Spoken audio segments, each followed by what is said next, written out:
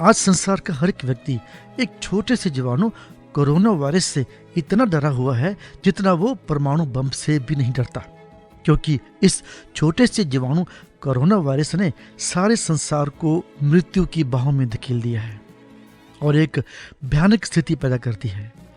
कहने को तो मात्र एक छोटा सा जीवाणु, परंतु इतना विनाशक छोटा सा जीवाणु। इससे भी छोटा जीवाणु एक और है जो इससे भी खतरनाक है। चौंकी नहीं, आप इसके विषय अच्छी तरह जानते हैं, और वो है पाप। अदन के बाग में बस यही तो हुआ था। वो फल ही तो खाना था। फल में क्या रखा था? फल के खाने के पीछे परमेश्वर की आज्ञा का उल्लंघन। यही है वो कोरोना वायरस से भी छोटा और अत्यंत खतरनाक वायरस, पाप। और इस पाप का अंत अर्थात मजदूरी भी मौत है। ये मौत शारीरिक मौत से कहीं भयानक और विकराल मौत है। कोरोना का उपचार नहीं है जो सिर्फ शारीरिक मौत ही देता है, परंतु इससे भी अधिक खतरनाक मृत्यु का कारक है पाप। इसका उपचार तो बिल्कुल है, और वो उपचार है प्रभु यीशु मसीह का सनातन बलिदान, जिसके द्वारा पाप का नाश हुआ। याद रहे, पापी का नहीं।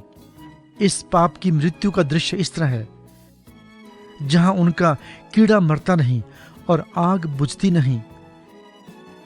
फिर मैंने एक बड़ा श्वेत सिंहासन और उसको जो उस पर बैठा हुआ था देखा, जिसके सामने से पृथ्वी आकाश भाग गई और उनके लिए जगह न मिली।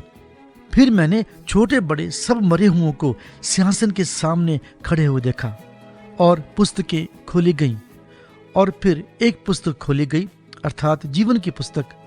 और जैसे उन पुस्तकों में लिखा था, उनके कामों के अनुसार मरे हुओं का न्याय किया गया। और समुद्र ने उन मरे हुओं को जो उसमें थे दे दिया, और मृत्यु और अधोलोक ने उन मरे हुओं को जो उनमें थे दे दिया।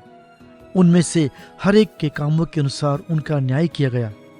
और मृत्यु और अधोलोक भी आग की झील में डाल दिए गए। ये आग की झील तो दूसरी मृत्यु है।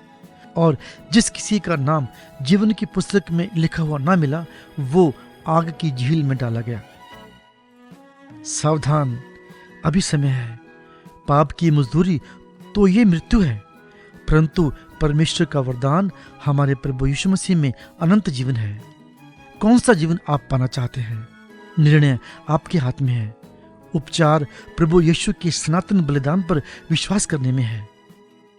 परमेश्वर का अनुग्रह आप पर बना रहे। आमीन।